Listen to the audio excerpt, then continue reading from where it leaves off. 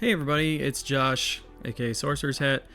There was a bunch of spoilers for the next set, Whispers in the Well, and also some for the set after that, Winter Spell. So I thought I'd go through them, but normally I would do like a heavily produced thing, but the amount of time that actually takes to produce is a lot, and I just don't have a lot of time, but I still want to get a video out, and I still want to talk about a lot of these cards, because some of them are really cool and interesting.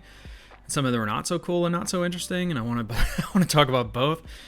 So instead of doing the whole flashy thing, we're just going to go through and we're just going to talk about them from Mushu Report. Thank you, Mushu Report, for compiling all this stuff. This will be basically the video for this week. I'm doing everything up to today's Wednesday, the 15th.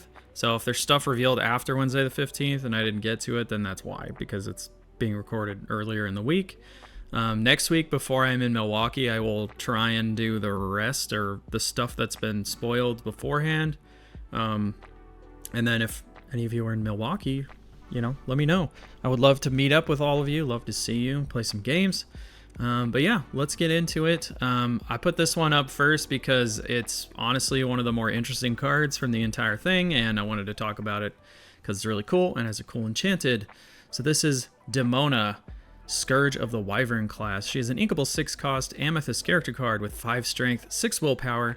She quests for 2. She has 2 abilities. Her first one is Ad Saxum Commutate, which I'm going to assume that's how that's said. I've never watched Gargoyles, by the way. I'm aware of it. I grew up around it, but I never watched it. I was not a Disney... I almost said a Disney Plus kid. I was not a Disney Channel kid, so a lot of that stuff's kind of new to me. But anyway... First ability, when you play this character, exert all opposing characters. Then, each player with fewer than 3 cards in their hand draws until they have 3. Her second ability is Stone by Day. If you have 3 or more cards in your hand, this character can't ready. I think this is actually like a pretty strong card. The one thing that is a bit of a downside is if you have 3 or more cards in your hand, this character can't ready. I don't know if that's a huge downside for you if you're playing this, just because I think most likely you're going to be playing this in like Amethyst Steel, and they don't really have a problem just playing all their cards. The thing that is a little unfortunate is that this costs 6 ink, and Amethyst Steel doesn't really ink to 6 much, because they don't really have to. So that is a bit of unfortunate. I don't really see this being played in Blurple, but I do think this is a cool card. The drawing your opponent 3 cards is also a little unfortunate, especially you don't really want to play this into aggro, because you're going to exert all their characters, and yeah, you might take out all their characters, but you just gave them like 3 more potentially, and they're not going to have any problems just playing those characters out again, so you didn't really solve the problem with this. So I think this is a cool card. I think it's definitely playable. Whether or not it sticks around in the meta, I guess, remains to be seen, but I definitely think it's like not bad, but I don't think it's like we have to auto include this in every single Amethyst deck. I don't think it's quite that, but it is cool. It's a good card, and I like it. So yeah, I'm gonna rate it playable. Like I've done in all the past videos, we're doing our weird rating bracket where it's meta, playable, niche, or just completely unplayable. Those are the 4 ratings. We're gonna go from there. Next is the Horned King, Triumphant Ghoul. I love the art in this. Is an inkable 2-cost Amethyst character card with 2 strength, 2 willpower, and he quests for 1. He has 1 ability, Grand Machinations. During your turn, if 1 or more cards have left a player's discard this turn, this character gets +2 lore.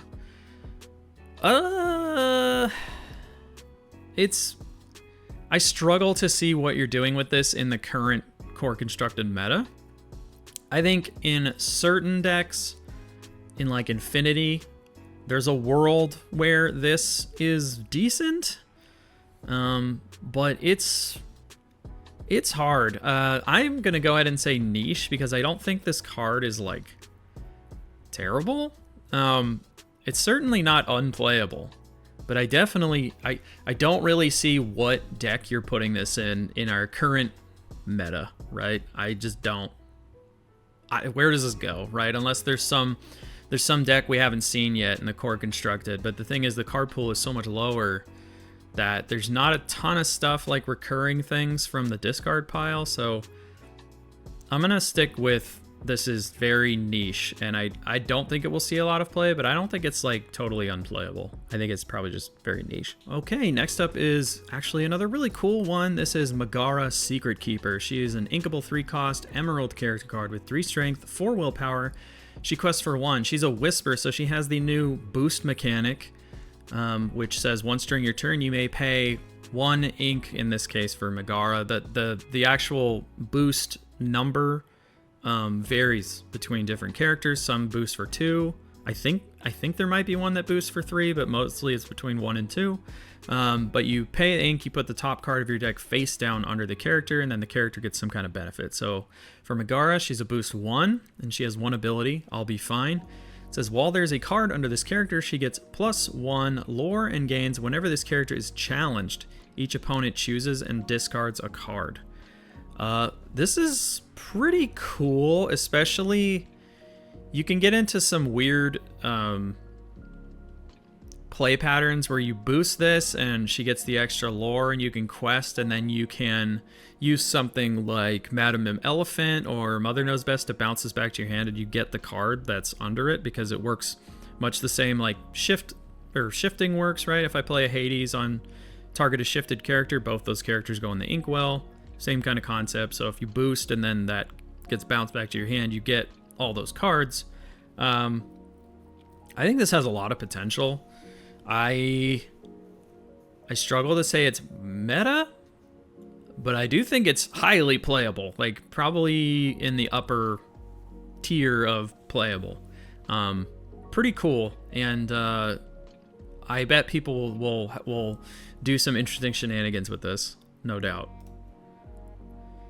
Next up, we've got Beast, Aggressive Lord. He's an inkable 2-cost ruby character card with 3 strength, 2 willpower, and he quests for 1. He boosts for 2, and he has 1 ability, that's Mine. Whenever he challenges another character, if there's a card under this character, each opponent loses 1 lore, and you gain 1 lore. Wow, that's expensive, right? So let's think about this, right? You're playing this on turn 2, and then you're hoping your opponent basically exerts a character for this to have this happen, and then you're paying 2 so that you can put a card under this, and then you're challenging. Also, your opponent can lose lore they probably don't have yet, right? On like turn 3 when you're probably doing this, so you can gain 1 lore. I want to say this is like unplayable just because it's so slow and really expensive for what it does. I struggle to see a world where this card is like really good. In draft, this could be okay, but in core constructed, I kind of struggle to see a world where this is really good. So I'm gonna actually rate it unplayable. I don't think it's very good. Next is an easy one. This is the Horned King, Heartless Devil. He's an inkable 1-cost amethyst character card with 2 strength, 2 willpower, and he quests for 1, and he's vanilla. This is the shift target for the other Horned King we will get to in this list. Nothing special here. It's if the other Horned King is playable, which we have to read it again because I don't quite remember what it does, then this is playable. So I guess this is perfectly playable because a 1-cost character that's 2/2 and is usually a shift target is playable, but a lot of it does sort of depend on what the shift targets end up being. But I think it's so basic that it's perfectly fine. It's playable. Okay, next up, kind of an interesting one. This is Robin Hood, Ephemeral Archer. He's an inkable 4-cost steel character card with 2 strength, 4 willpower. He quests for 2. He's a Whisper, so he has boost 1. And he has 1 ability, which is Expert Shot. Whenever this character quests, if there's a card under him, deal 1 damage to up to 2 chosen characters. I don't think this is bad, but I also struggle to see a world in which we have so much Blurple running around and we're throwing damage back at our opponents. We don't have a lot of cards right now that are taking advantage of like ping damage. There's just not a ton of things for this to really like shoot at. So while it's not bad, I definitely don't think it's like amazing. I would say it's playable. It's definitely not unplayable. It's playable. It's definitely not gonna, I don't know that it'll be meta unless you know, we get some kind of crazy Prince shift line that allows us to just take out a bunch of damaged characters, and we get something like Grab Your Sword or something back. If Grab Your Sword still existed in the meta, like this would be maybe okay, because it could help you just like clean up, right? On turn 5 you could play Grab Your Sword, and then you could well, you'd have to boost too. Okay, I'm talking myself out of it. I still think this is kind of playable, but I don't think you're going to see this card very much unless there is some like green steel deck that really takes advantage of damaged characters. But it's okay. I'm going to say it's playable. It's okay. Next up, we've got Gurgi, Apple Lover. It's an inkable 2-cost Amber character card with 2 strength, 3 willpower, and he quests for 1. He has 1 ability, Happy Day. When you play this character, you may remove up to 2 damage from chosen character. I mean, healing has not really ever been like that great. The only times it really was when like Rapunzel was around in the format, you know, pre-rotation. But that's because it let you draw cards as well. But even then, we have Rapunzel at home in the format right now. We have Julieta Madrigal, and nobody is really playing it. Because I'm pretty sure she only heals like 1 to 2 damage. I'm pretty sure it's like 1 damage. It might actually be 2 damage, but you only draw 1 card, something like that. So yeah, I'm gonna say like, I mean, I struggle to say it's like unplayable, like it's truly awful, but it's definitely not good. So I'm gonna say it's on the border between playable and unplayable. Like I don't think this is very good unless you have some kind of synergy with healing, which people are not really doing right now, and it's gonna be, you know, I doubt that will be a thing. Although I guess the one thing is if there are a lot of damage moving decks and Blurple kind of still is moving damage around. This says remove 2 damage from chosen character.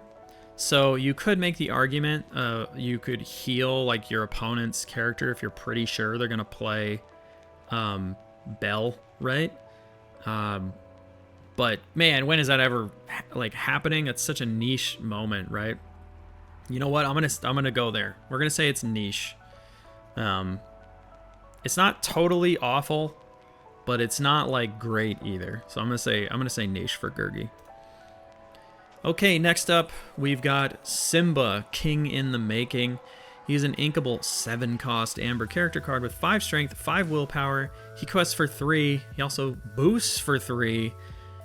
And his one ability is Timely Alliance. Whenever you put a card under this character, you may reveal the top card of your deck. If it's a character card, you may play that character for free and they enter play exerted. Otherwise, put it on the bottom of your deck. Oh my god, this is so expensive. So you have to play this character on 7. You have to hope you're not playing against Sapphire and they're playing like Hades, right? Because if you play this on 7, you can't boost that turn because you just got to 7. Unless you have some kind of shenanigans to like boost for free, which I don't think we've seen yet. And then even then, like, you will have paid 10 ink just for that. Just to do this once, you will have paid 10 ink. And then every time you pay, you're paying 3 to keep boosting. So you're losing 2 cards, potentially. I don't think this is very good. I think in Infinity, you even just want to just play the old Mufasa, the one that was a 3/3 that quested for 2, who I believe was a 4. I believe he was a 4-drop. Yeah, this is like This card's rough. I'm gonna say actually unplayable. I think it's not amazing. There's already a lot of answers in the meta for this, and it's so expensive. The art is beautiful though, so there's that. But I don't know. I'm gonna say unplayable. Next up, we've got our first iconic card for this set. As maybe if you don't know this, like if you're a new player, the iconic cards are super, super rare, but there's a normal version of this card as well. I'm just showing the iconic because it's so pretty. But this is Ariel, Ethereal Voice. She is an inkable 4-cost Amber character card with 3 strength, 4 willpower. She quests for 2. She's also a Whisper, and she has boost 1. And her ability is Command Performance. Once during your turn, whenever you play a song, if there's a card under this character, you may draw a card. I think that ability is really cool. She doesn't have to sing the song. So if you're playing this like an Infinity in a Steel Song deck, this is just some extra card draw. Because you can, on turn 5, play Ariel, and then you can boost her immediately, I believe. Correct me if I'm wrong if you're not allowed. Maybe you can't.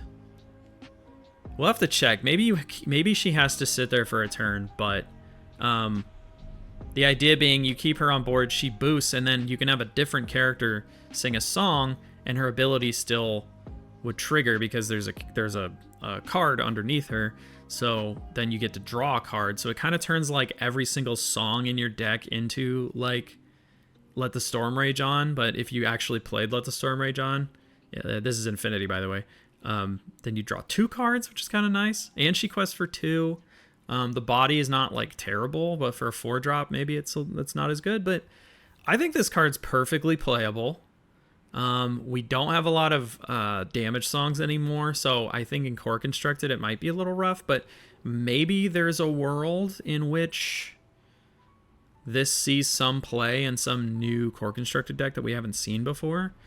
That might become a thing after Whispers of the Well. So I want to say this is playable, and it's definitely playable like in Infinity for sure, because there's just more you can do, and Steel Song is still a thing in that format. So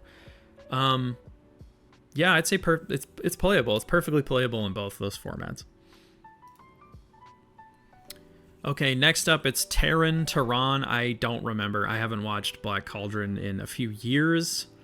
So I'm going to say Taran, Pig Keeper. He's an inkable 5-cost Amber character card with 5 strength, 5 willpower, and he quests for 2. He has support, and he has 1 ability, Follow the Pig. Whenever this character quests, you may return a character card named Hen Wen from your discard to your hand. I actually think this card is pretty good, but I think the ability you can ignore.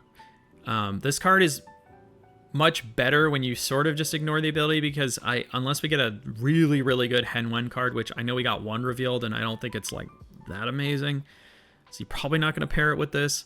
This is just an inkable 5/5 that costs 5, quests for 2, and it has support. So it can buff something up like a lot and take something out. I think this card's like actually playable, like really playable. I struggle to say meta because just like Amber is the aggro kind of color right now, and you would not play this in an aggro deck.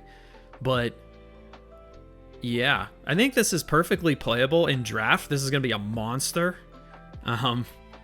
This is a pretty cool card. I think it's cool. It's playable. It's not like the most amazing thing in the world, but it is perfectly good. And your opponent will be, struggle to get rid of a 5/5 that quests for 2. That also buffs, like you could buff one of your 1-drops by 5 and have them trade for something. So like, yeah, this sets up some awkward board states for your opponent just from the stats alone and the fact that he has support. So I actually think this is like really playable, really good. But I don't think it goes in the current Amber Steel decks. It probably goes somewhere else.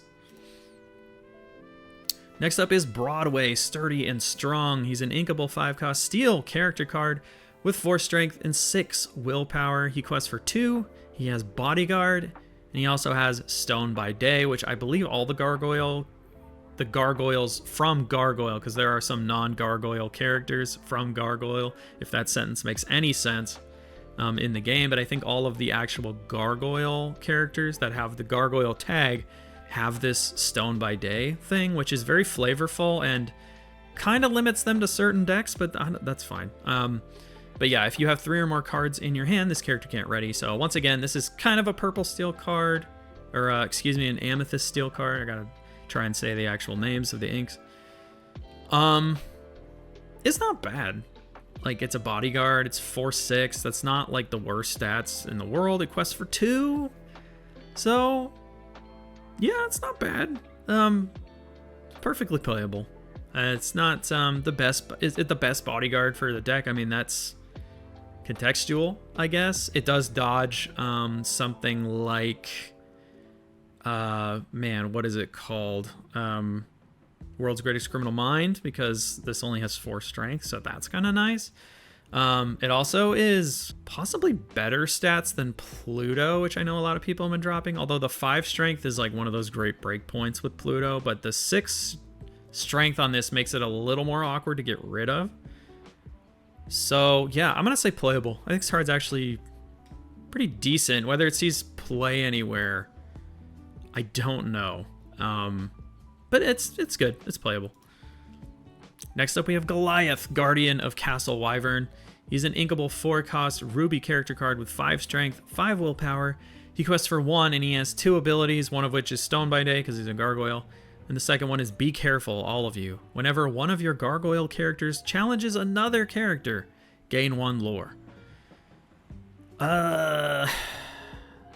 It's only relevant, really, if you're playing like a gargoyle deck, which, as we've seen in Lorcana, most of the time, outside of just dogs, which aren't even really like a keyword, I'm pretty sure. It's just like they just happen to be dogs. Like, most decks aren't really taking advantage of the fact that like the keywords sort of matter. There have been some like Floodborn ones in the past, but Floodborn is so much more like ubiquitous than something like Gargoyle. So I struggle to see this card being amazing. I will say the stats are decent and he is inkable. So in draft, I think this is a really solid card for draft, but for core constructed, I don't see it. I think this is niche at best. But not like unplayable, so I'm gonna go with niche. Okay, next up is actually our Set Champs card, which I believe take place in January of next year. So the same time as the Richmond, Virginia DLC. This is, and of course there's also a normal version of this card. This is Daisy Duck, Paranormal Investigator. She's a inkable 6-cost Sapphire character card with 4 strength, 4 willpower, and she quests for 2. She can shift for 4. She has support. She has 1 ability, Strange Happenings. While this character is exerted, cards enter opponent's inkwells exerted. The weird thing about this card is the best target for shifting with it is Amber. So we're talking about an Amber Sapphire deck, which in the past hasn't really been like a great deck. The earlier you can play this, the better it is, because if you already have 8 ink and you're inking something, like, who cares if it's exerted, really, right? But if you play this on turn 4 and you're on the play, this can be kind of disruptive. And also her stats are pretty good and she has support. So in those specific instances, I think she can be kind of annoying, because then your opponents have to play sort of like they're a turn behind, which can be really devastating. And she has really good stats. The thing is, if you're playing against like Blurple, or if you're playing against something that can just swing into her because she needs to be exerted for this effect to take place, it can be kind of not great. I'm going to say this is actually niche, because I think I think we've been waiting for an Amber Sapphire deck to be like good enough, right, for a really long time, and it's never quite reached that point. And I don't really think the other Daisy Duck like targets that you could play with this are really like great enough to warrant having something like this in your deck, especially as it gets diminishing returns as the game goes on. So you kind of want this to be in some kind of Amber Sapphire kind of ramping aggro deck. I don't know. It's going to be really interesting to test with this, but I am going to say that this card is very niche, despite the fact she has really good stats. But it's like, if you're not shifting this and you're playing this on turn 6, this card's like not great at all. We'll see. I'm going to say niche though. All right, next is Maza Intrepid Investigator. She's an uninkable 3-cost Ruby character card with 4 strength, 3 willpower. She quests for 1. She has 1 ability, Special Detail. While you have 2 or more other characters in play with 5 strength or more, this character gets +2 lore. Really slow, this one. Like, I could see this working in like Ruby Steel, you know, because then you can play stuff like, you know, you could play the Goliath card we just talked about. You could play like the Prince John, that's like a 3 cost, but he's a 5 and takes damage every time one of your opponents plays a card or something. But like, you're doing all this work just to get 2 extra lore. It's like so much extra work, right? The other thing you could do is have something like Lumiere buff up other characters, but then again, it's like, again, you have to reach this like very specific point to make her good, and it has to be other characters. You cannot have her be 5 strength and have it count. So I'm gonna say unplayable. I don't actually think this card is like very good. Unfortunately, it's also uninkable for some reason.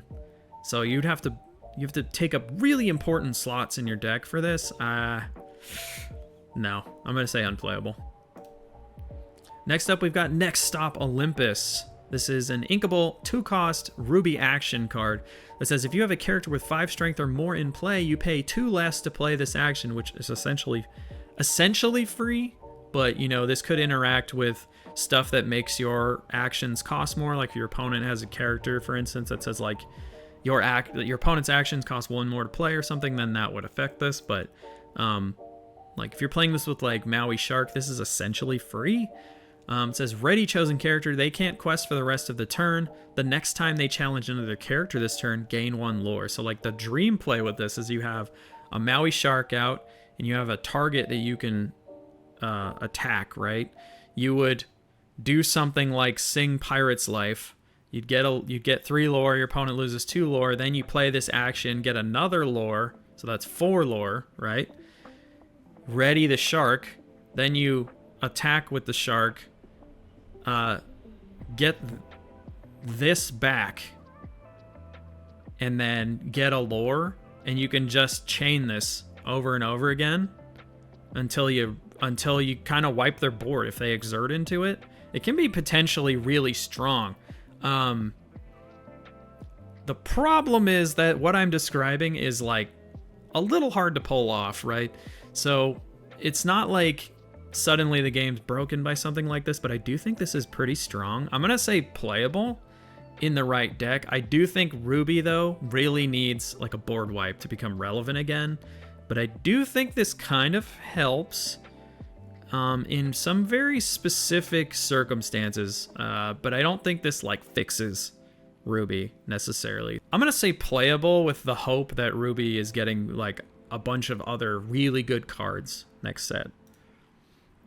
Next up, we've got the Horned King, Wicked Ruler. He's an inkable 4-cost Amethyst character card with 3 strength, 4 willpower, and he quests for 2. He's a Floodborn, so he can shift for 2, and he has 1 ability, Arise. Whenever one of your other characters is banished in a challenge, you may return that card to your hand, then choose and discard a card. Will this be meta? I seriously doubt it. But I do want to mess with this card a little bit in like maybe some kind of Amethyst Steel deck.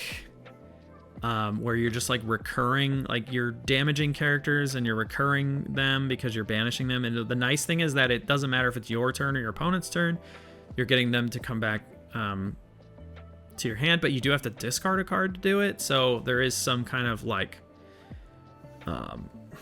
milling, I guess is the right word, like some filtering you have to do. It's a lot of work. I think it's really cool and neat. I do think it is incredibly niche, and it will take someone much smarter than me to create a deck where this actually works super well in. But we shall see. I think the art in it is freaking amazing. But yeah. Okay, so next up, this is Ursula, Whisper of Vanessa. She's an inkable 5-cost amethyst character card with 4 strength, 5 willpower, and she quests for 2. She has boost 1 and 1 ability, Slippery Spell. While there's a card underneath this character, she gets +1 lore and gains evasive. So the ideal is you play this on 5, your opponent can't deal with it. Next turn, you boost, and she's suddenly a 4/5 that quests for 3 and has evasive. So you can either use this to take out like your opponent's genies or something, or you can have it just quest for 3 and just have like tons of pressure on the board. It is slow, but I think this card's like perfectly playable, and in draft will be insane. It will be insane in draft. Like if you ever see this card, just grab it, because I think it's kind of in draft will be kind of nuts. And core constructed, hard to say. Like I think it is attractive, the idea of having the 3 lore and getting evasive, but it is a little slow. Like you kind of want to play this and have it do something, and if you don't boost this, you're playing a 4/5 that quests for 5, or sorry, a 4/5 that quests for 2 on turn 5 that doesn't do anything until turn 6 when you pay an extra ink to make it good, right? Or to make it great, I would assume. So I'm going to say this straddles the line between playable and niche. But in draft, I think you would grab this like immediately because it's so good. It's so good in draft. Next up, we've got the Black Cauldron. This is an uninkable 3-cost amber item that has 2 abilities. The first ability is the Cauldron Calls. Exert this item, pay 1 ink, put a character card from your discard under this item face up. And its second ability is Rise and Join Me. Exert this item, pay 1 ink. This turn you may play characters from under this item. So expensive. It's so expensive and so slow. Like, think about it this way. You play this on turn 3. Then you have to spend a turn, unless you can have a way to just ready your items. You have to spend a turn putting 1 character under this that has to be in your discard pile. Then you spend the next turn exerting it, paying another 1. So you've paid 5 ink. And you can play your characters from under this item. So in theory, if every turn you got a character that you're like filtering through your hand with like Mulan or something, and you're dropping them in the discard, you can put them, put 1 at a time under there, and then 1 turn you could exert it and pay 1. And then if you just have a full cauldron of 1-drops, you can pay to play all of them and just flood the board back again. That sounds very appealing. I think this item is so slow that it's just not gonna happen. I don't see it happening. In Infinity, maybe someone will create some cool combo, and I would love to see it. In Core Constructed, I seriously doubt this sees play. I think it's unplayable in Core Constructed. Certainly unplayable in Draft. I would only take this in Draft if I didn't have a playset of them for my collection. And even then, I would struggle. But in Infinity, down the road, I could see someone doing some cool shenanigans with this. But right now, I'm going to say unplayable. Next, we have Gwithaint. Gwithaint. I think that's correct. Savage Hunter. It is an inkable 5-cost Amethyst character card with 4 strength, 3 willpower that quests for 2. It has evasive and 1 ability, Swooping Strike. Whenever this character quests, each opponent chooses and exerts one of their ready characters. I mean, it's whatever. The stats are not that great for playing it on 5, and the ability requires that you wait an entire turn for it to happen, and your opponent could just exert their TPO or something that they don't care about, and then what? You're not really like changing the board state too much. In draft, I could see this being really good just because evasives in draft are super, super good. Core constructed, I think this is kind of unplayable. Infinity, it's definitely unplayable. Yeah, it is what it is. This is a draft card. Next up is Bronx, Ferocious Beast. He's an inkable 3-cost Ruby character card with 6 strength, 4 willpower, and has no lore. He has Reckless and also Stone by Day. If you have 3 or more cards in your hand, this character can't ready because he's a gargoyle. For 3, that's pretty good. And Reckless, so that's kind of nice. But like, what are you using this for, Because even if, like, let's say your opponent plays a Tiana and they exert, yes, this won't take the Tiana out, but, unless you pay the tax, obviously. If this was like a 7-3, would that be even more extreme? Maybe it would be. I don't know. But, like, would that be too extreme? Just to be as, like, we're going to play this just to counter Tiana. Like, you need to use strength on this, or because if you exert your Tiana, even if I don't pay the tax, I'm still taking her out, right? I don't know. I think it's okay. I'm going to say niche. I think it's okay. In draft, this is really, really good, I think, because there are no Tianas in draft, unless you're doing, like, some kind of chaos draft or something. So in draft, this is actually, like, really good.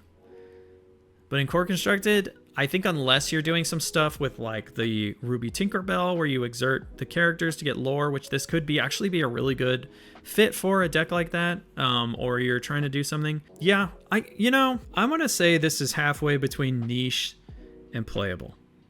I would lean more into niche just because I think it only kind of goes in that one deck, right? And there's other stuff in, like, Ruby and whatever color you're pairing it with that you could be playing. So I don't think this is terrible. Again, I think this is a good draft card, and will go good in, like, those Tinkerbell kind of burn decks.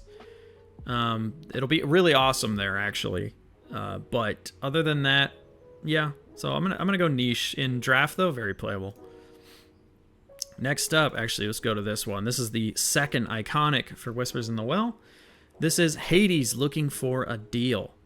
He is an inkable 5-cost Amethyst character card with 3 strength, 4 willpower, and quest for 1. He has 1 ability. What do you say? When you play this character, you may choose an opposing character. If you do, draw 2 cards unless that character's player puts that card on the bottom of their deck. This is a very cool card. The thing, though, that is a little bit of its downside is that whatever is going to be worse for you, so when you play this and you pick their character, if it's going to be worse for you not to draw cards, then they're going to let you draw cards. Oh. But if it's going to be like, let's say your opponent plays a 2-quester and they're about to win because they're on 18 and you play this, there's no way your opponent is putting that character on the bottom of their deck. They're like, yeah, draw 2 cards. I don't care. I'm about to win, So in that instance, it's like not that great, but I do think this card's like really cool from a flavor perspective. So I actually think this is like highly playable. I think it might be one of those cards that like people play for a while and then drop, and then it might just be like a play style thing. Like some people really love it and they swear by it, and then other people say like, no, I don't like that card. We'll see. I do really like it though. I do think this is like perfectly playable and like pretty good other than the stats. So yeah, I mean, it's cool. Playable. Next up, Hen Wen's Vision. This is an inkable 1-cost Sapphire action card that says, look at the top 4 cards of your deck, put 1 on the top of your deck and the rest on the bottom of your deck. when I first saw this, I thought like, oh, maybe this is a better Develop Your Brain, but I don't think that's the case. I think I would much rather play Develop Your Brain. And the reason being that Develop Your Brain replaces itself because you actually draw the card that you choose. Whereas with this, you just look at the top 4 and then you're putting one on top. So once you play this, you're down a card suddenly. Whereas like if you're in Blurple and you don't have ramp and you need to find ramp, yes, this lets you dig through more cards. But the thing is that even if you use Develop Your Brain and you don't find ramp, you're still not really losing the card you just spent. And also, just because you didn't see ramp in the top 2 cards doesn't mean that your third card might not be ramp. So this is only like giving you that extra 1 card. And I think in my head, at least my feeling is you can deal with not looking at the top 4 because you're going to see the top 3 with Develop Your Brain. Like just by circumstance, by the next turn you draw another card, right? And I think that makes your overall game plan just much better. In draft, I could see you playing this. It's inkable, you can get away with it, and if you really need to find something like nice for your next turn, then cool. I don't think you swap Develop Your Brain out for this, though. I think Develop Your Brain is just better in all circumstances. So this is playable. It's kind of playable. It's kind of niche. I'll be kind and say it's niche because I don't think it's totally awful, but I think that you just have a better option in Develop Your Brain than what this is, right? And I think you're just going to get better use out of it. Next up, we've got Duckworth Ghost Butler. He's an uninkable 3-cost Amethyst character card with 3 strength, 1 willpower, who quests for 2. He has Rush, and his first ability is Final Act. During your turn, when this character is banished, you may put the top card of your deck face down under one of your characters or locations with Boost. So a way to cheat Boost. But the thing that's funny about this is, if you're playing this in the deck with, let's say, the Mufasa that boosts for 3, you still paid the 3. You paid for this card, right? So, like, and also, it quests for 2, and it's kind of like, who cares, right? Because most of the time, this is going down. Like, you play this card, and you're going to rush into something, and it's banishing itself. It's not really sticking around.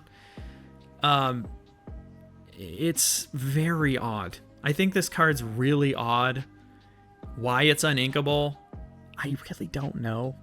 Not a fan, honestly. I think this is kind of unplayable. If it was inkable, I think you could make a case for it being niche because you could do some like boost shenanigans with it.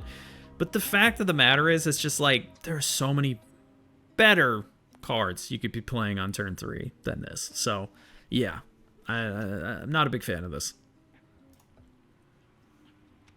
Next up, we've got Della Duck, Returning Mother. She's an inkable 4-cost Amber character card with 2 strength, 5 willpower, and she quests for 2. She has 1 ability, Here to Help. When you play this character, you may ready chosen character with Boost. If you do, they can't quest or challenge for the rest of this turn. Man. Super niche, because you're only playing this in a thing with Boost, but like, why wouldn't you just play like Sven when you can just ready any character you want, including your opponents, if that's really what you want to do, right? And there are instances where you want to do that. So, I don't know. I don't know, man. I'm gonna say like unplayable, niche to unplayable. It's just not enough upside, too much to do, and spending 4 on a 2/5 that quests for 2, it's like, sure, it quests for 2, but like other 4 drops like Scrooge McDuck are just going to take this out, and then stay standing. And then if you didn't ready anything with Boost, you know, then like, what did you get out of this? And also, what cards are you like boosting before this turn? Like, are there good 1-drops that you can boost, like, and do something? Because so far I don't think we've seen any that do that. So that and also that are so important that you need to keep them from being banished, right? Like, I don't know. I'm going to say unplayable. I don't think this card's very good. Next up, we've got Zeus missing his spark. He's an inkable 3-cost steel character card with 2 strength, 3 willpower, and he quests for 2. He has boost 2 and one ability. I need more Thunderbolts. While there's a card under this character, he gets +2 strength and +2 willpower. So you could play him on turn 3, and then on turn 4, you could boost him and make him a 4/5 that quests for 2. But the funny thing is, like, there's probably 5 drops that are just like that. You know what I mean? Like, that are just 3 to 4 strength with 5 willpower. And I mean, we can think of, like, there's Scourge McDuck, who's a 4-cost uninkable, obviously, but he's 5/5. And there's a lot of other cards that's like, it's a 5/5 that costs 5. So, like, why are we boosting with this? Like, why are we spending a card to make this card okay, basically? Whereas you could just play a card that's just good on its own, as opposed to, like, having to spend a bunch of cards, you know, boosting to make it okay. Like, just play a good card. So I'm going to say unplayable. Next, we have the Great Illuminary Abandoned Laboratory. This is an inkable 2-cost location with a move cost of 1, 3 willpower, and it has 1 passive lore. It has 1 ability, Startling Discovery. Characters gain the ability Exert and draw a card while they are here. Man, the 3 willpower really hurts this. The only thing that kind of makes this okay is you play this on a random turn, and then you move some characters there, and you can exert them to just draw a card, but I don't know. Like, if you play this on turn 2 and I have a Rafiki or a Captain Hook, that thing is going down. Like, it is not staying around, right? So I want to say this is, like, if I'm being kind, I want to say it's niche, but I actually think this might be unplayable, which is a shame because the other Great Illuminary location is also, like, really bad and really unplayable, right? So I think it's a little bit of a trap. Like, it sounds really good, and then and I'm sure you will play a game or two where this comes in clutch, but, like, you are putting your characters in a very vulnerable state just to draw a card, and they're not questing. So you're not advancing your game state, you're just trying to get cards. So this is only really good if your opponent is just, like, doesn't have the ability to fight you and you can load up on stuff. I think you could just play better cards. I don't think this card is that amazing. Next up, we've got Gaston, Frightful Bully. He's an uninkable 2-cost amber character card with 3 strength, 3 willpower, and he quests for 1. He's also a Whisper, so you boost 2, and his ability is Top That. Whenever this character quests, if there's a card under him, chosen opposing character can't challenge and must quest if able during their next turn. So I saw a lot of people referring to this as, like, reverse reckless, which it basically is in a lot of ways. I think that ability is actually really strong. It sounds like it sounds like a negative, right? Like, I don't want them to quest, but sometimes you kind of do want them to quest. Like, think about a Calhoun. Your opponent's not really questing with Calhoun. You put a Calhoun down, you wait. You wait for the moment that you can strike and get that 2 lore and hopefully survive. This is, like, can be a counter to Calhoun, where if you have the ability to take advantage of it, like, you have a character that can swing in. Like, let's say you play Captain Hook, Forceful Duelist on turn 1, you play this on turn 2, they play a Calhoun, and they just walked right into your trap, right? Because turn 3, you can boost with this Gaston quest, make it so that the Calhoun cannot challenge next turn. They have to quest.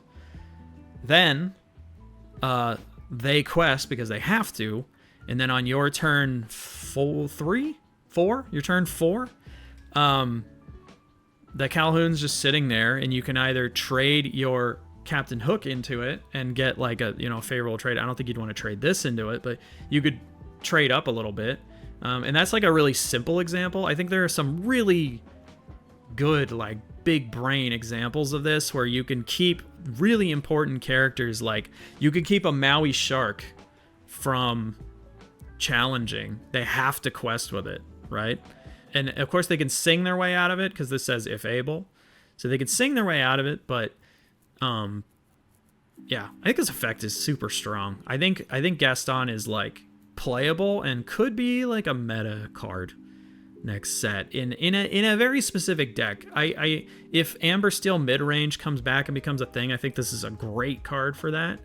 I don't see this really going in aggro because it only quests for 1, you know, and it is a little slow, and you don't really want to be spending your ink on like control-y type effects like this in an aggro deck. You want to spend your ink on just playing characters that your opponent can't deal with.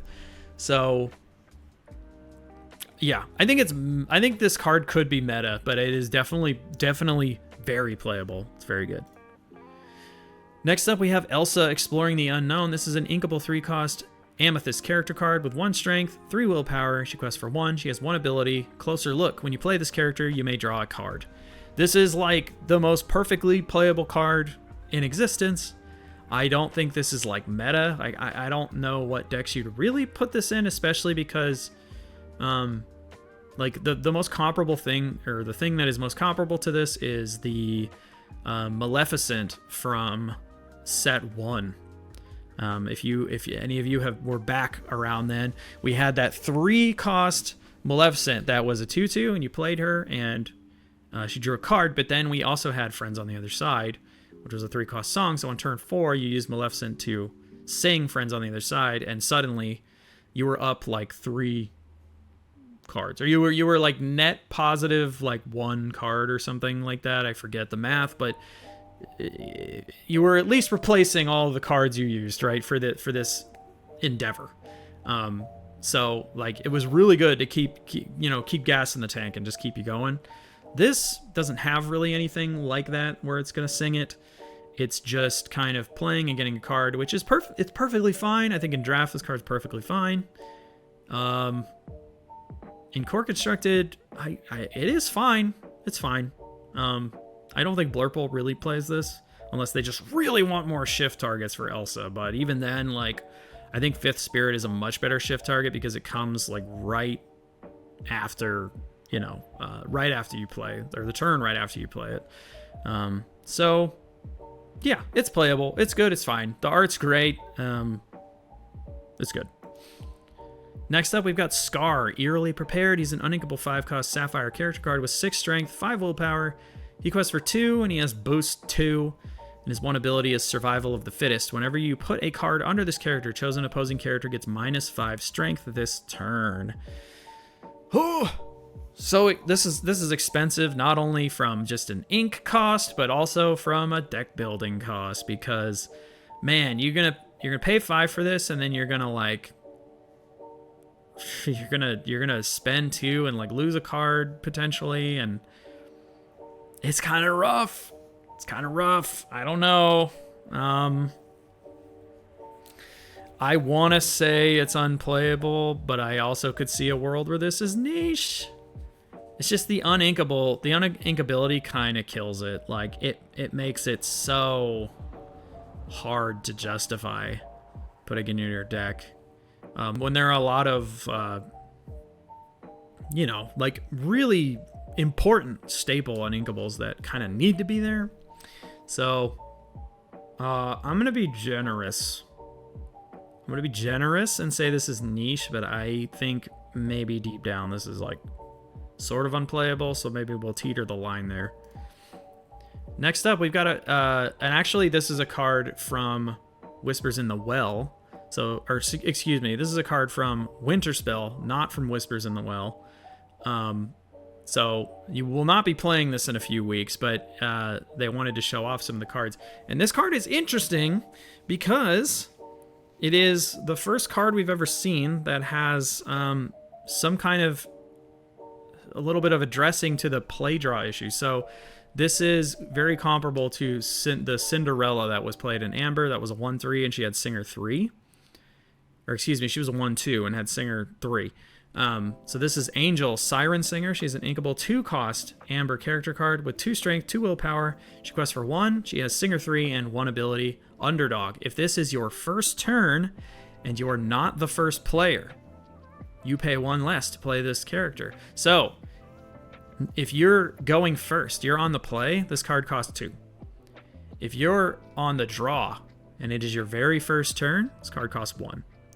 So it's like playing, if you were on the draw and Steel Song and you played Cinderella, that's exactly the same, but it keeps you from playing it on turn 1, and having that singer ready to play something like Let the Storm Rage On, which is really cool. The problem is that in like core constructed right now, and I can't really like review this card in a great way for core constructed because we don't have all the Whispers in the Well cards, and we certainly do not have all the Winter Spell cards, which this is what it's from. So it's cool. Like, I think the ability and the idea that like play draw disparity could get addressed through the actual card design is really neat.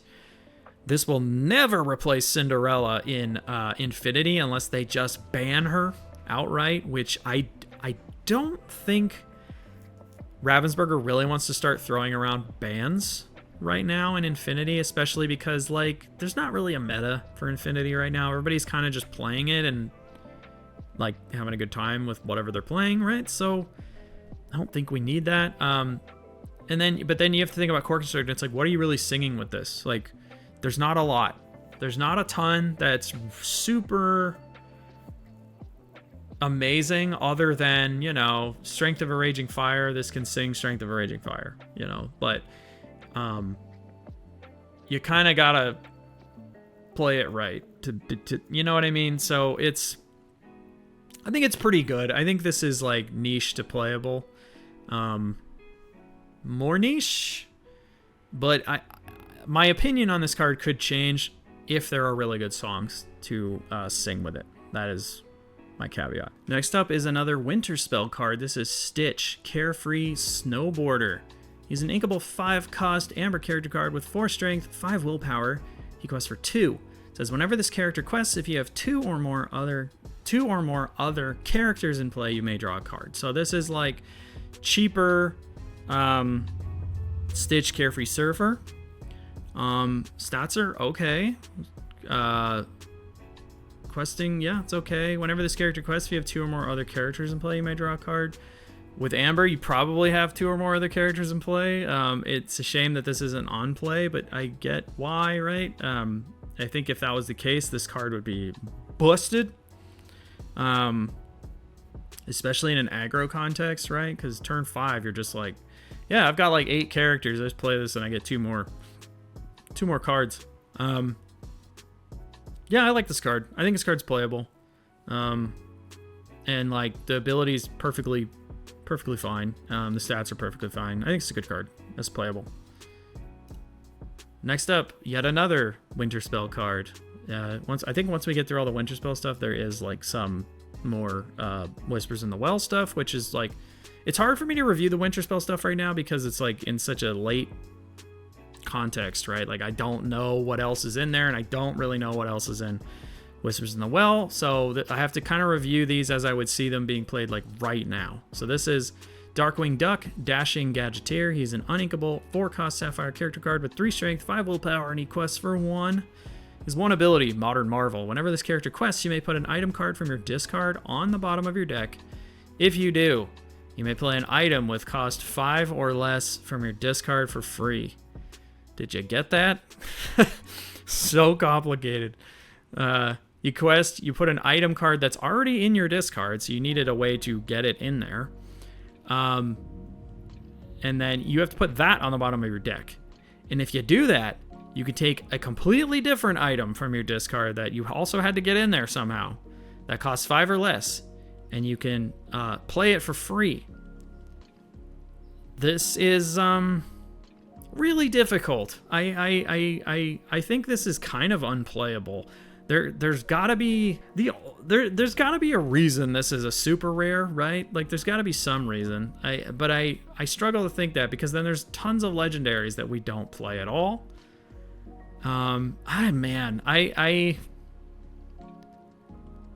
If you're asking me right now if this would see play, I would say absolutely not. It's unplayable. I think my opinion could change if there's a way to do this and cheat some cool item out like later down the line.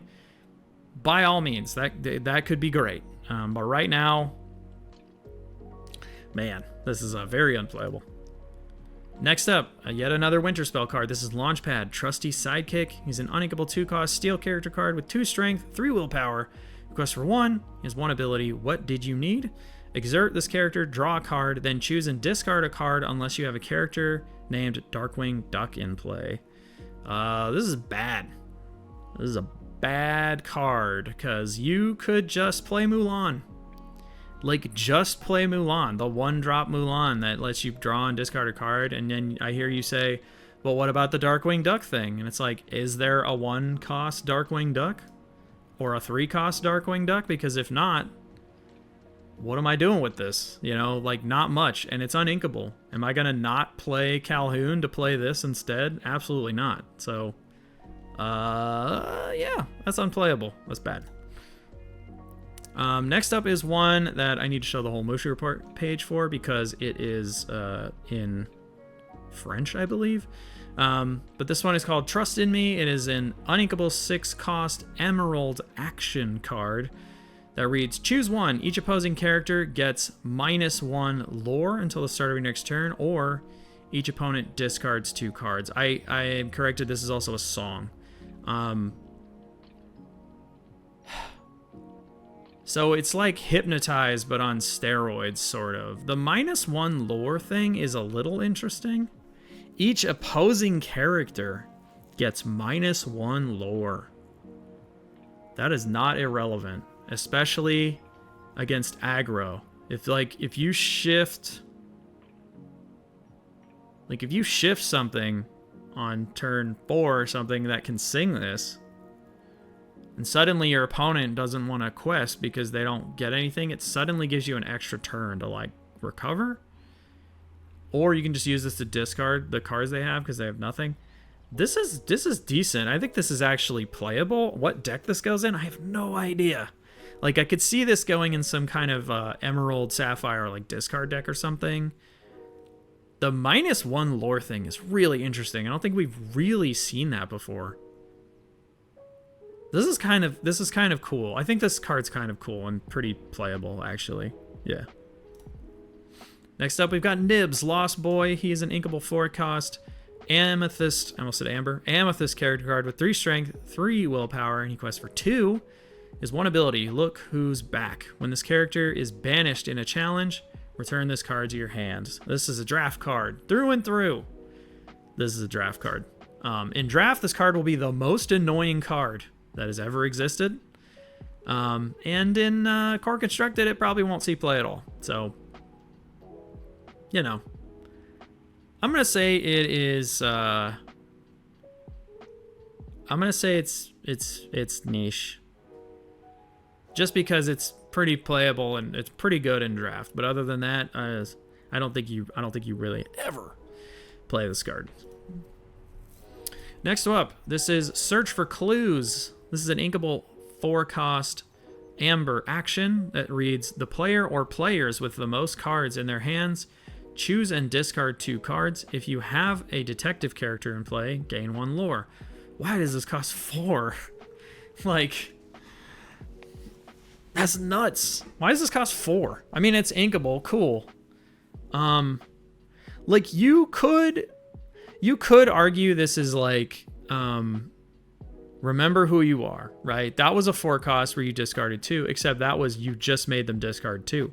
They have to have the most cards in their hand. So in a 1v1 game, your opponent's got to have more cards than you for this to work.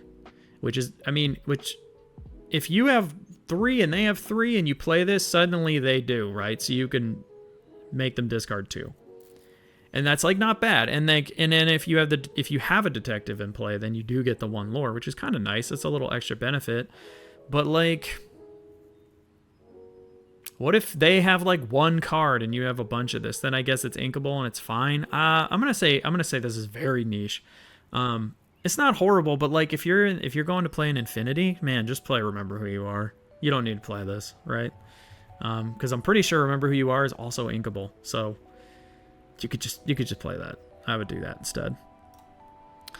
Next up, we've got kind of an interesting one. This is Prince Charming, Protector of the Realm. He's an inkable 7-cost steel character card with 3 strength and 10 willpower. He quests for 2, and he has Bodyguard, and then his one ability is Protective Presence. Each turn, only one character can challenge. Now, this also affects you if you play this, because it says each turn. Doesn't say on your opponent's turn, doesn't say your turn. Every turn. Doesn't matter. Only one character out of all the characters can challenge, right?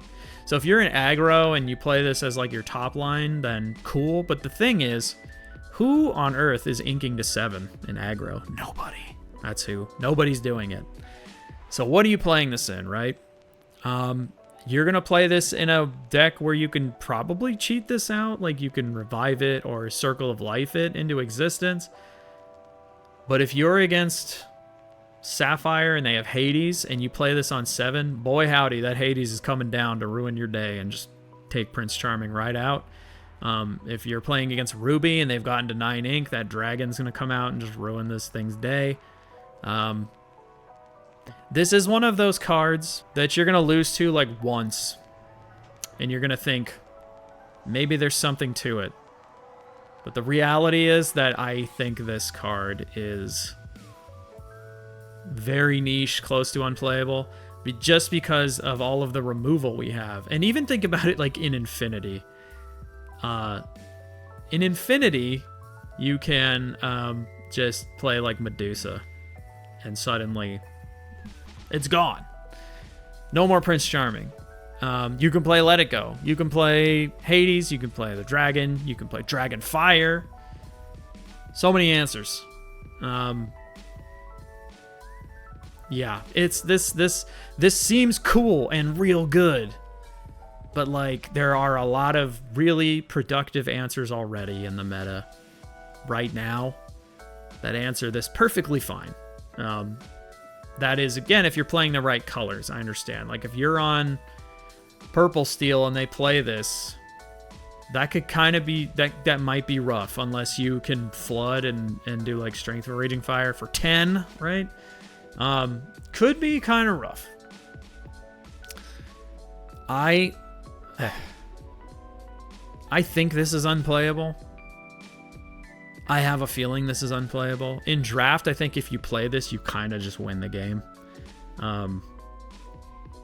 But getting to even 7 ink in draft is really difficult. I want to say this is unplayable. I call on the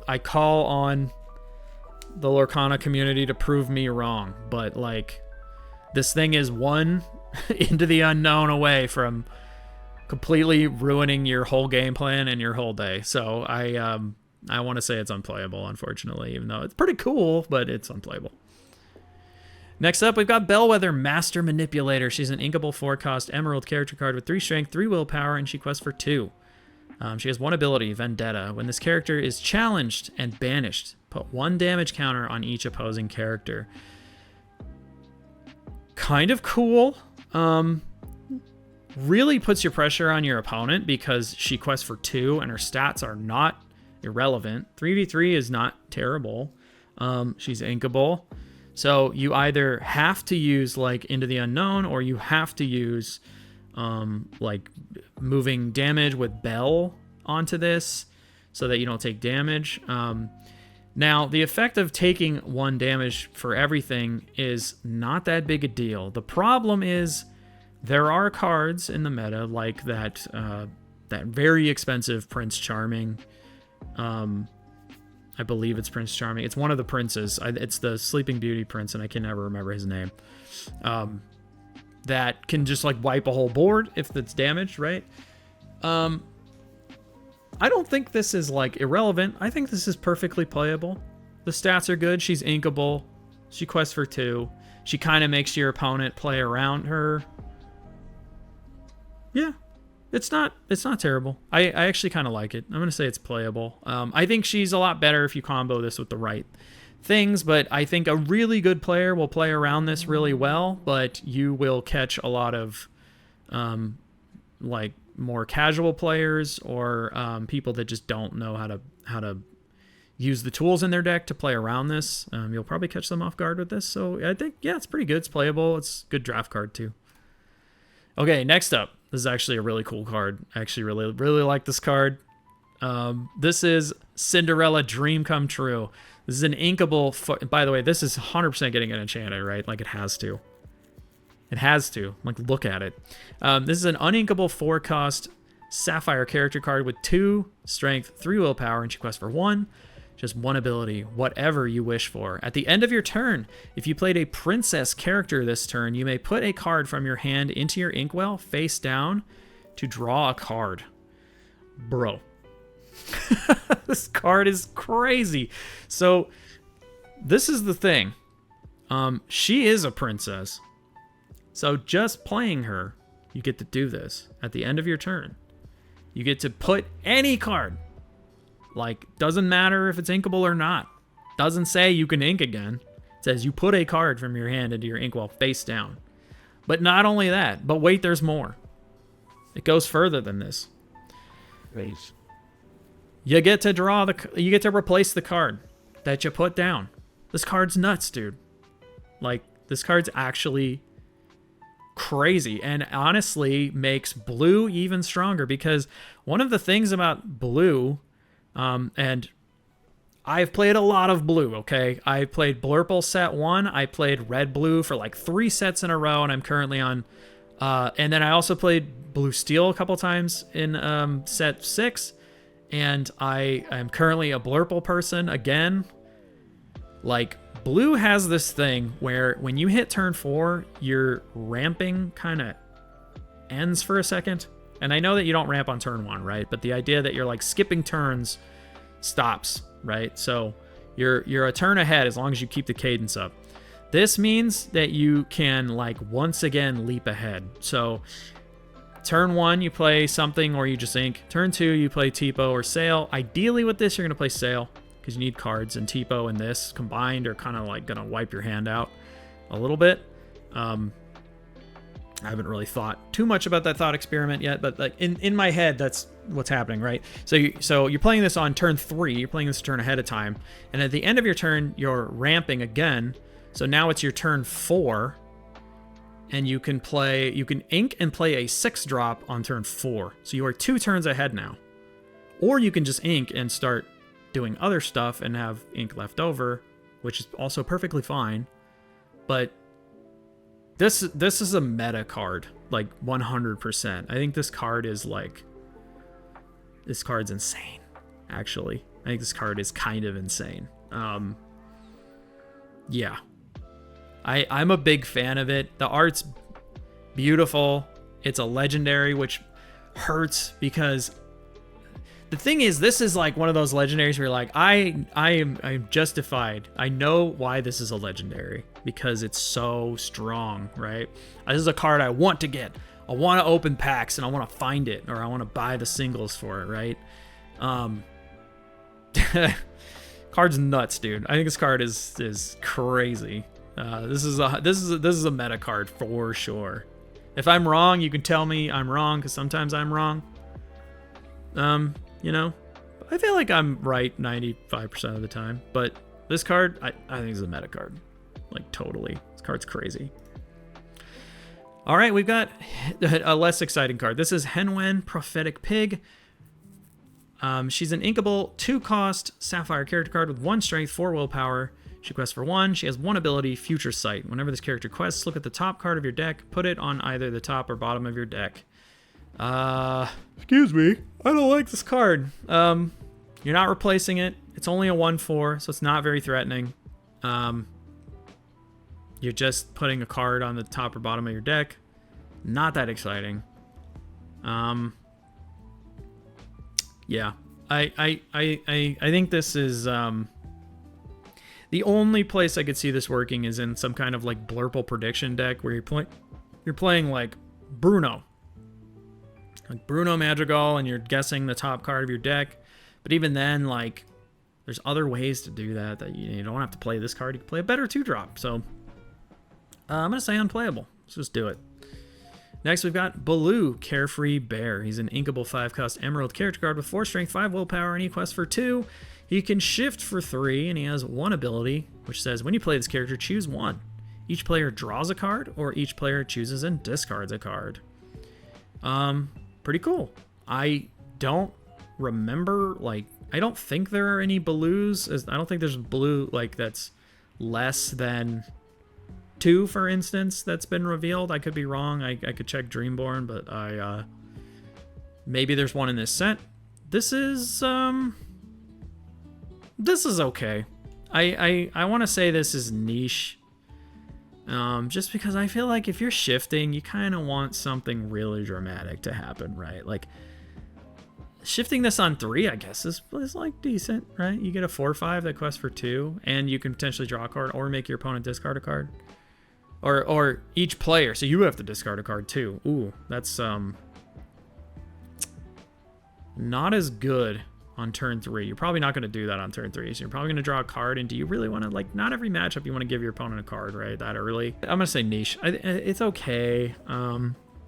Draft, I think this is perfectly fine in draft. Especially if you play this with an empty hand in draft and your opponent's got 1 card and you just say, nope, no, you're not anymore. So it's niche. It's fine, I guess. Next up is Launchpad. I realized I need to do the translation page for this. Launchpad McQuack. Crash Pilot. He's an inkable 4-cost Emerald character card with 4 strength, 4 willpower, and he quests for 1. He has 1 ability. It says not on the map. When you play this character, you may banish chosen location. Cool. Not a lot of locations, like, floating around right now. So, like, not super relevant. In Infinity, I think if you're running into just like a lot of red blue or like location decks, this isn't irrelevant. Like, playing an inkable 4/4 that just banishes a location, it's like not that bad. It's kind of cool. But again, I'm gonna say niche. In this current format where there aren't really locations, I'm going to go ahead and say it's like unplayable, but this could get up to niche, could get up to playable if locations become like a problem. But like this card's not like totally like horrible. It's just not amazing. So I'm going to say niche. Next up, another translated one. This is So Be It. This is an inkable 2-cost Emerald action that says each of your characters gets +1 strength this turn. You may banish chosen item. Take that, dogs. It's okay. It's... Do you want to... I mean, I think if this said draw a card, this would be sick, but it doesn't. So, I don't know. This is very niche to unplayable.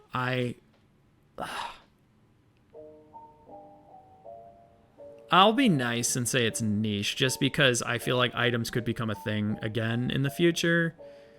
And a lot of it will depend on your local meta and stuff, right? But I don't see this being played like a lot of, maybe like one of. But then there's also characters that like you could just play your 1-drop Clarabelle. If you're playing Emerald, you're probably playing the 1-drop Clarabelle and you can just delete the item that way. Like, what are you really getting out of +1 strength to everyone? Like, not a lot, right? So I think I talked myself out of it. Let's say it's unplayable. Next up, we've got Diablo, Watchful Raven. This is an inkable, this is an uninkable 3-cost Ruby character card with 3 strength, 3 willpower, and he quests for 2, and that is it. This card looks really boring, but I actually think it's pretty good. It's the same stat line as Smee, but it's uninkable. It also doesn't take damage for questing, so it really shores up Ruby a little bit, at least in the early game. Like, it gives it some better character cards to maybe go aggro. Like, this is a really good card if you're playing, like, Amber Ruby. The stats are crazy for its drop, for when you're dropping it, and you're kind of okay questing, unless it's like a Calhoun, then you might not want to quest into it. But, though, you know, there is a lot of Rafiki and, what's the card? Captain Hook. I was thinking of it going around, so that does kind of mess with it a bit. But, you know, I do think this card is perfectly playable. The unink ability does hurt it a bit, but we've seen what happens to a meta when there's an inkable 3/3 in the mix, like with Smee. It's just rough, like it's just really rough. So yeah, but I think this is perfectly playable. And draft this card's freaking awesome, freaking great. 2-drop, just play it. It's great. All right, getting down to it. This is Scrooge McDuck Cavern Prospector. He's an inkable 6-cost amber character card with 4 strength, 7 willpower, and he quests for 2. He can shift for 4, and he has 1 ability, Speculation. Whenever you play a character or location with boost, you may put the top card of your deck face down under them. So, this is cool for cheating out boost stuff because you can immediately get their benefit for free. The problem is, the earliest you're playing this is, I think, probably turn 4, because I don't think there are any Scrooges that are like 1-drops, right? Like, I don't believe there are, because if there was, then you could do that ramp and then do this, and then all your boost cards are nuts, right? I'm gonna say this is very niche because it's just kind of late in the game to be like doing this, and you have to set this up. The stats are pretty good though, but like by the time you're hitting 6, your opponent's probably using Hades or something to get rid of this. So then you're kind of like taking away maybe what's really good about your deck, right? So I don't know. I'm gonna say niche just because I could see a world where this gets good. But yeah. Again, in draft, this is actually probably decent just for the stats. Boost can be fine, but you only have 40 cards in a draft deck, so you don't really want to be like using them all. But I mean, maybe who cares? Go for it. Next up is another translated card. This is Kristoff, Mining the Ruins. He's an inkable 3-cost Sapphire character card with 2 strength, 3 willpower, and he quests for 2. He boosts 1. And he has 1 ability, a treasure to be earned. Whenever this character quests, if there is a card under him, put the top card of your deck into your inkwell face down and exerted. So you play this on turn 3, and you could ramp on turn 4, which, I don't know, seems like a weird time to be doing it, like unless you're ramping on a different turn. Like if you're not trying to ramp on 2, you care about ramping on 4 because you're trying to get to your 6-drop on turn 5, which whatever that 6-drop really is, like who knows? Or your 7-drop early, right? It's okay. I think this is okay. I would say it's playable, but I don't think this is playing like Blurple at all. Just because the ramp package in there is just so like well refined that we don't really need it. So it's okay. It's fine. Yeah. All right, last 3. This is Mrs. Beakley, former Shush agent. She is an inkable 4-cost amber character card with 2 strength, 6 willpower. She quests for 1, and she's a bodyguard. So this is perfectly fine. I'm gonna say this is a playable bodyguard. But I feel like there are better bodyguards you could play. But she's fine. That's fine. Next up is Recovered Page. This is an inkable 2-cost amber item. It has 2 abilities. The first one is What Is to Come. When you play this item, look at the top 4 cards of your deck. You may reveal a character card and put it into your hand. Put the rest on the bottom of your deck in any order. It's not bad. Second ability, Whispered Power. Pay 1, banish this item. Put the top card of your deck face down under one of your characters or locations with boost. This is not bad. If there is a character that you want to boost and pay a lot less for, like obviously you've paid to play this, but here's the thing, like you're paying this and you're probably getting a character out of it. And then if that character has boost, you can play it the next turn potentially, and then use this, banish it, boost it immediately. like, that's not bad. That's okay. I think this is, like, playable to niche.